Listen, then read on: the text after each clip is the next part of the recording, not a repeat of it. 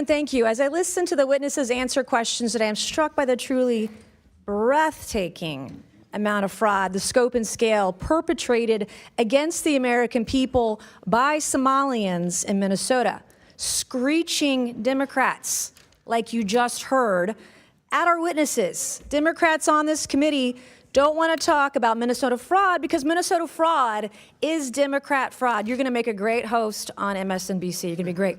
And this is a cover-up. I mean, the very definition of cover-up. And so while we're still trying to understand the scale of the fraud, it appears that the amount of fraud we are talking about could exceed the size of GDP in Somalia, the size of its economy is what we're talking about. So let that sink in, the amount of fraud we're talking about.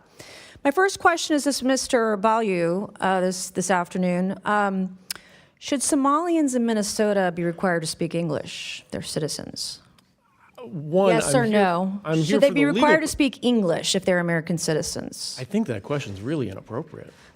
Should they? It's not inappropriate. This is the United States of America. Do you speak English? Should Americans speak English? Citizens speak English? Yes or no? Point of inquiry: is English the official language of the United States? It's a question. Mr. Chairman, I'm being interrupted again by That's not a another valid parliamentary inquiry. I would like to reclaim my time, Mr. Chairman. Mr. Chairman, I'd like to reclaim my time. She's That asking seems the to be a witness. popular theme today. That's not a valid inquiry. It's a point of inquiry. Women have a right to speak in this committee. Conservative women have the right to speak here and not be interrupted by my male colleagues. Mr. Chairman, I would like to reclaim my time. I lost like 10 seconds there. Okay, we'll give you 10 seconds. Okay, my next question is, should Somalians who committed fraud be denaturalized and deported, Mr. Balyu? Again, Yes I'm not or sure no? that's an appropriate question because the majority of Somali So if you Minnesotans commit are fraud in citizens. this country and you are here from Somalia, you don't believe they should be denaturalized and deported? How Again, much fraud would it take for you to want to denaturalize and deport someone who committed fraud in this country? How much? Again, A Ms. billion? Mays, 9 billion? 19 billion? What would it take for you? most Somali Minnesotans are citizens. Right. And the ones that committed fraud, the question was, if you understand English, should be those who committed fraud, should they be denaturalized and deported? The Somalians who are here, the ones that can't speak English. Yeah, so under U.S. law. Okay, my next question for you Can I please finish the is, question? no, you can't because you're not answering the question. My next question is, this is yes or no. If you marry your brother and you commit immigration fraud, should you be denaturalized and deported? If you commit immigration fraud, yes or no? Again, that question seems really inappropriate. And if I can get Well, you back to your can't answer question. my question, so that. Tonight, a congressional hearing turned into one of the most explosive political confrontations of the year. Accusations of massive fraud, claims of cover-ups, questions about deportation and denaturalization, and even allegations involving al-Shabaab, one of the most dangerous extremist groups operating in Somalia. Is this one of the largest fraud scandals in Minnesota history? And what role, if any, did state leadership play? Let's break it down. So that's probably more inappropriate. Can you name one significant contribution to Minnesota from a Somali immigrant who can't speak English? Absolutely, yes. But again, this is. You didn't name one. All right. So my next questions are going to be for the Honorable Ms. Robbins. Good afternoon. Thank you all for being here today.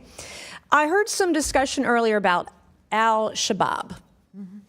And the discovery that you believe some of this money that was defrauded the U.S. government went to al-Shabaab. Is that correct? Did I hear that right? Yes, it's been proven. How much money are we talking about?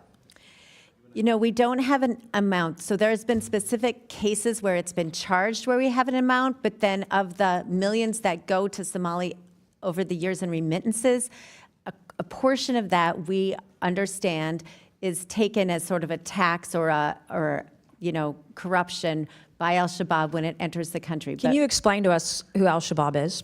It's a terrorist organization in Somalia. And they're affiliated with al-Qaeda, is that right? My understanding is they are. I am on the DNI website where it tells me that since 2014, al-Shabaab has killed more U.S. citizens than any other al-Qaeda affiliate.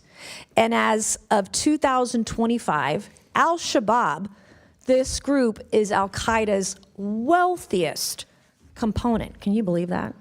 Yes. And that American tax dollars through Minnesota, through Governor Tim Walz, who shamefully had to resign from his reelection the other day, Thank you to the young YouTuber Nick Shirley. This is the kind of thing that was happening in Minnesota. So I praise the Republicans who are here today from the Minnesota State Legislature exposing this fraud. And then, Ms. Robbins, when do you think Tim Walz became aware of the fraud? I think he's been aware of it since the beginning. This was a huge issue in our state in the year he ran for governor, and the OLA reports came out, first identifying the child care fraud in March and April of 2019 when he was in the first months of his term. Was Keith Ellison in on it too, knowledgeable, the Catholic turned Muslim guy in Minnesota? Yes, they were all newly in office, and this was very public knowledge in Minnesota. What role do you think Tim Walz and Keith Ellison played, his administration, in delaying investigations into the fraud?